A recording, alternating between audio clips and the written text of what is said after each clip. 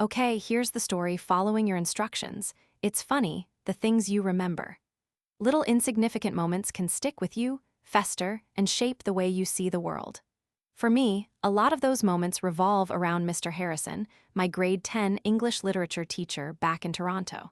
He was the kind of guy who sucked the joy out of everything, like a literary dementor. He fancied himself a writer, some tortured artist waiting to be discovered, but all he really managed to do was torture his students. He was a master of the subtle dig, the backhanded compliment, the thinly veiled insult disguised as constructive criticism. He'd dissect your essay like a frog in biology class, pointing out every flaw with a smug little smile. And God forbid you should ever disagree with his interpretation of a poem. It was his way or the highway, and the highway was usually paved with humiliation. I remember one kid, Mark, who had this habit of silently mouthing the words as he read. It wasn't disruptive, barely noticeable, just a quirk, but Mr. Harrison pounced on it like a hawk on a mouse. He stopped Mark mid-sentence, a cruel glint in his eyes. "Mr. Peterson," he drawled, his voice dripping with condescension, "are you aware that you're speaking to yourself?" Mark's face flushed crimson. No, sir." "I didn't realize." "Well, now you do. Perhaps you should seek professional help. There are places for people who talk to themselves, you know." The entire class went silent. You could hear the hum of the fluorescent lights, the scratching of pens, the heavy breathing of kids trying not to laugh or cry. Mr. Harrison had this way of making you feel utterly exposed, like he could see right through you to the core of your insecurities. That was Mr. Harrison in a nutshell. He never laid a hand on anyone, but he wielded words like weapons, inflicting invisible wounds that stung long after class was dismissed. We were all just trying to survive his class, navigate the treacherous waters of his ego, and somehow maintain a shred of our self-respect. Things came to a head in late October. It was a particularly brutal week. He was on a rampage, tearing apart every assignment with sadistic glee. Then something truly awful happened. A girl in our grade, Sarah, was attacked after school. Some older guys cornered her and poured hot glue down her arm. I don't know what was wrong with those guys. That was a truly messed up thing to do. The whole school was horrified. Sarah was quiet and sweet, the last person who deserved something like that. When she came back to school, her arm was bandaged and she was visibly shaken. You'd think Mr. Harrison, of all people, would show some empathy. But no. He saw her in the hallway and actually stopped her. I was walking behind Sarah and heard the exchange. "Well, well, well," he said, his voice dripping with sarcasm. "If it isn't the glue girl, what did you do to deserve that, Sarah? I find it hard to believe anyone would do that out of the blue." Sarah looked down at her feet, tears welling up in her eyes. I don't know, Mr. Harrison." "Oh, come now. Surely you must have provoked them somehow. And honestly, considering how intellectually challenged you are, I'm surprised you even felt it." I couldn't believe what I was hearing. I wanted to punch him, to scream at him, to do anything to make him stop. But I was frozen, paralyzed by shock and anger. Sarah just mumbled something and hurried away, clutching her bandaged arm. That was it. That was the moment I decided that Mr. Harrison had gone too far. He wasn't just a jerk, he was a monster. And something had to be done. I wasn't alone in my anger. A small group of us, me, Mark, the one who moved his lips while reading, and a couple of other kids who had been particularly victimized by Mr. Harrison, started meeting in the library after school. We whispered our grievances, shared our stories of humiliation, and plotted our revenge. The problem was, Mr. Harrison was careful. He didn't give us any easy targets. He was always punctual, always professional, always just within the bounds of acceptable behavior. We needed to find a weakness, something that would really get under his skin. That's when Mark remembered something Mr. Harrison had said in class during one of his many irrelevant tangents. He had been ranting about the state of professional hockey, and he had made it clear that he absolutely despised the Toronto Maple Leafs. Like, viscerally hated them.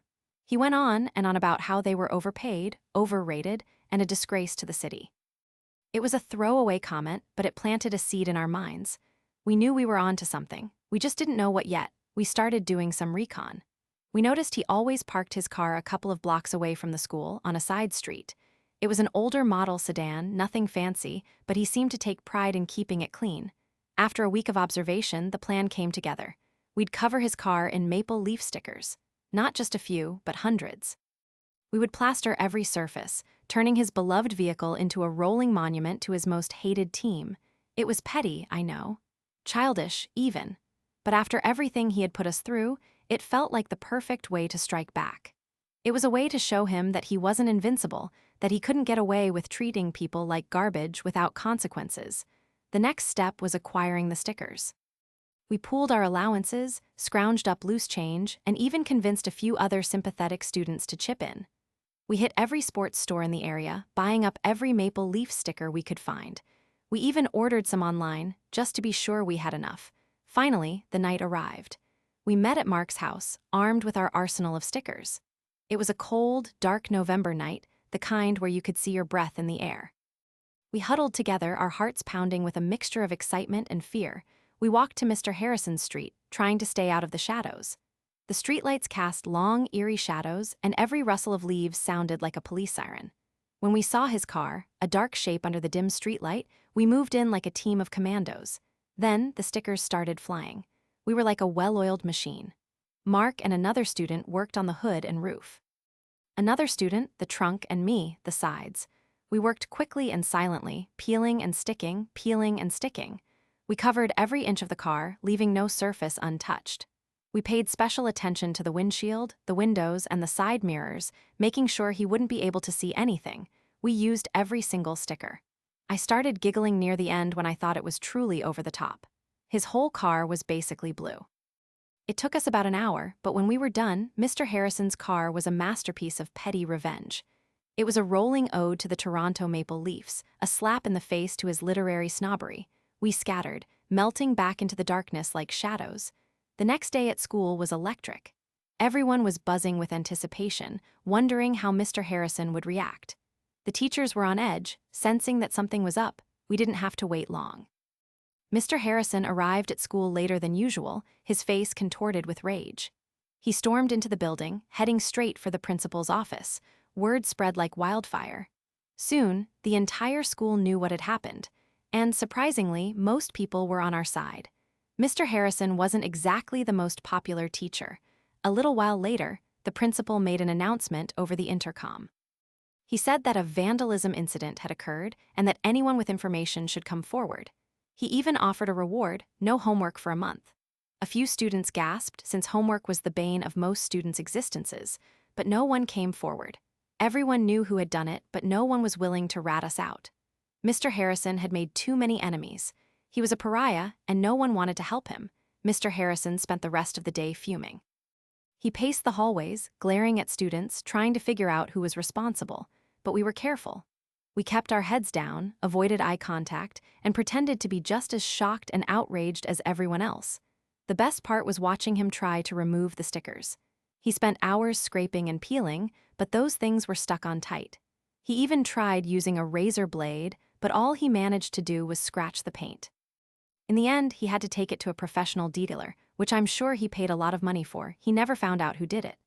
The school investigated, questioned students, but they came up empty. We were too careful, too organized.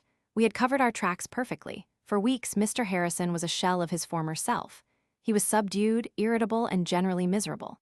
He stopped making sarcastic remarks, stopped dissecting essays with such glee, and generally just left us alone. It was glorious. Looking back, I know it wasn't the most mature or responsible thing to do, but it was satisfying. It was a way to reclaim our power, to stand up to a bully, to show him that we wouldn't be intimidated.